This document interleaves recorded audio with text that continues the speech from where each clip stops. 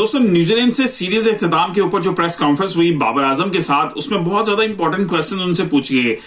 जिनसे साइम अयूब के हवाले से पूछा कि क्या वो वर्ल्ड कप स्क्वाड का हिस्सा होंगे, क्योंकि उनकी परफॉर्मेंस अभी अप टू द मार्क नहीं चल रही। और उसके अलावा उस्मान खान के हवाले से भी बात की गई, क्योंकि उन्होंने जिस तरह अभी तक न्यूजीलैंड सीरीज में खेला है, कोई बहुत अच्छा जो है इंपैक्ट अभी तक वो क्रिएट करने में कामयाब नहीं हुए इन चारों मैचेस के अंदर। उसके अलावा मोहम्मद आमिर और जो इमाद वसीम है, उनकी वापसी और उन्होंने जिस तरह डिस्प्ले की क्रिकेट के अंदर इन मैचेस के अंदर, उस हवाले से भी हुआ, क्योंकि लास्ट मैच के अंदर मोहम्मद आमिर को काफी ज्यादा मार पड़ी, 4 ओवर में 40 तकरीबन उनको रन्स पड़े हैं। और उसके अलावा फिर बाबर आजम के अपने हवाले से भी उनसे पूछा गया कि आपने तो कहा था कि आप बैठेंगे, इस एक्सपेरिमेंट होंगे, रोटेशन पॉलिसी अपनाई जाएगी सीरीज के अंदर, लेकिन आपने पांचों के पांचों मैचेस में जो है ना पार्टिसिपेट किया है। तो उस हवाले से भी उनसे क्वेश्चन जरूर किया गया। स्टार्ट करेंगे जो है साइम अयूब के हवाले से। बाबर आजम से पूछा कि जिस साइम अयूब, जिनको हम बहुत ज्यादा एक्सपेक्टेशन है, सीपीएल में उन्होंने बड़ी जबरदस्त परफॉर्मेंस दी, डोमेस्टिक क्रिकेट में उसके बाद आके खेले, लेकिन पाकिस्तान क्रिकेट टीम के आने के बाद अभी तक वो इंपैक्ट वो क्रिएट नहीं कर पाए, उस तरह की परफॉर्मेंस नहीं दे पाए जिस तरह से उनसे एक्सपेक्टेशन की जा रही है। उन्होंने न्यूजीलैंड में सीरीज खेली, अब 5 मैचेस यहां पर भी खेले हैं,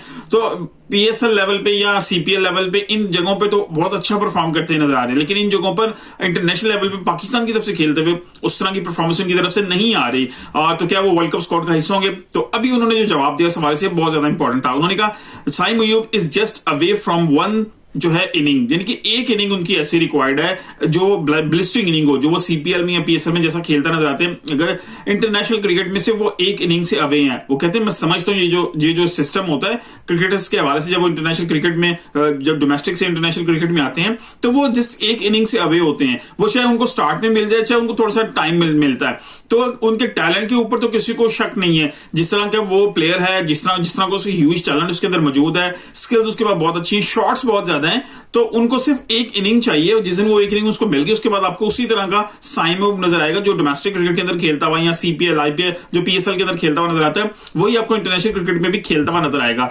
सलमान बट ने इस हवाले से बड़ी जबरदस्त बात उनके हवाले से की थी कि इसके पास इतने शॉट्स हैं कि उसमें गुम होकर रह गया है, और एक शॉट जो नो लुक शॉट है, ये उसके ऊपर बहुत ज्यादा जो है इंफसाइज कर रहे हैं, कोशिश करते हैं वो शॉट खेल के एक इंपैक्ट करिए, जल्दी से कर दूं, लेकिन बजाय इसके कि इस तरह की चीजों में डल होने के अपनी प्रॉपर शॉट्स की तरफ जाए, तो शायद इससे जल्दी बाहर आ जाए। खैर, उनसे दूसरा सवाल किया गया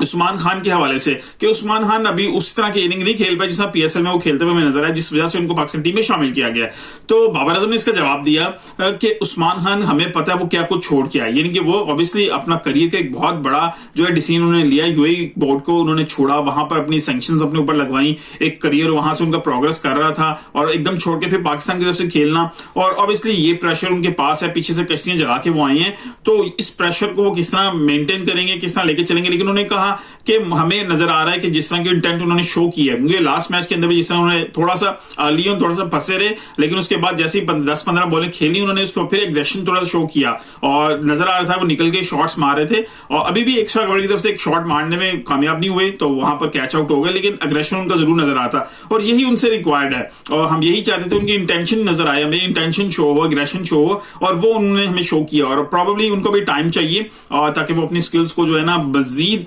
एग्जीक्यूट कर सके इंटरनेशनल क्रिकेट के अंदर। ओवरऑल दोनों के हवाले से उन्होंने ये नहीं बताया कि वर्ल्ड कप स्क्वाड का हिस्सा होंगे या नहीं होंगे। फिर उनसे एक क्वेश्चन किया गया इमाद वसीम और मोहम्मद आमिर के हवाले से, सेम उसमें उन्होंने यही कहा कि जी दोनों वापस आए हैं, उनके जो है उनकी जो स्किल्स हैं, जिस तरह के वो बॉलर्स हैं, उसमें कोई शक नहीं है, बल्कि मोहम्मद आमिर को इस ओवर में, इस मैच में 40 रन पड़े 4 ओवर में, तो उन्होंने कहा वो एक बुरा टाइम है, अगर उनका एक दिन बुरा गुजरा तो मैं उनके साथ खड़ा हूं। तो ये एक उनके रिलेशन के दरमियान बॉन्डिंग का जरूर सबब बनेगा, जिस तरह की स्टेटमेंट उन्होंने दी कि अगर एक दिन उनका बुरा गुजरा तो इसमें कोई बुरी बात नहीं है, क्योंकि पास्ट के अंदर उनके आपस में जो है ना, जिस तरह के बयानात उनके खिलाफ बाबर आजम के ये दोनों प्लेयर देते हुए नजर आए हैं, तो बाबर आजम की तरफ से भी ऐसी कोई चीज नजर नहीं आ रही, और उन्होंने कहा जी उनका एक बुरा दिन गुजरा है, लेकिन आप सबको पता है कितना एक्सपीरियंस बॉलर है और किस तरह का बॉलर है, तो I am standing with Mohammad Aamir, तो वो चीजों से निकल आना जानते हैं, वो कोई मसला नहीं है उनके लिए। फिर स्पेसिफिक जो एक क्वेश्चन था जो उनके अपने हवाले से था, जो अजहर महमूद से भी जो है प्रेस कॉन्फ्रेंस में बात हुई थी कि जी इस सीरीज के अंदर में रोटेशन पॉलिसी में नजर आएंगे, इवन के बाबर आजम भी बैठते हुए नजर आएंगे, लेकिन नहीं, क्योंकि बाबर आजम एक ऐसा कप्तान है, उन्होंने कहा जी मैं, अगर आप कहते हैं तो मैं बैठ जाऊं, तुसी कहते हो तो मैं बैठ जाना, तुसी मन बैठाना चाहते हो मैं बैठ जाना, लेकिन असल में बाबर आजम जो है अपनी जगह छोड़ते हुए नजर नहीं आते, वो किसी लिहाज से हो। मैं यही कहता था कि यार सी टीम है, इसमें बाबर आजम को बैठ के बाहर से चीजों को मुशाहिदा करना चाहिए, क्योंकि जब आपकी टीम लड़ रही है, आपको जब बाहर से बैठ के भी कुछ चीजों को देखते हैं तो आप बहुत कुछ सीखते हैं। लाजमी नहीं कि आप ग्राउंड के अंदर ही रह के सीखें, लेकिन बाबर आजम की जो मेंटालिटी है, उन्होंने कहा जी मैं वो कैप्टन नहीं हूं कि जो बाहर बैठ के जो है ड्रेसिंग रूम में बैठ के टीम को लड़ता हुआ देखूं और उनकी चीजों को ऑब्जर्व करूं। मैं खुद इन ग्राउंड जाके चीजों को देखता हूं, ऑब्जर्व करता हूं। लेकिन यार एक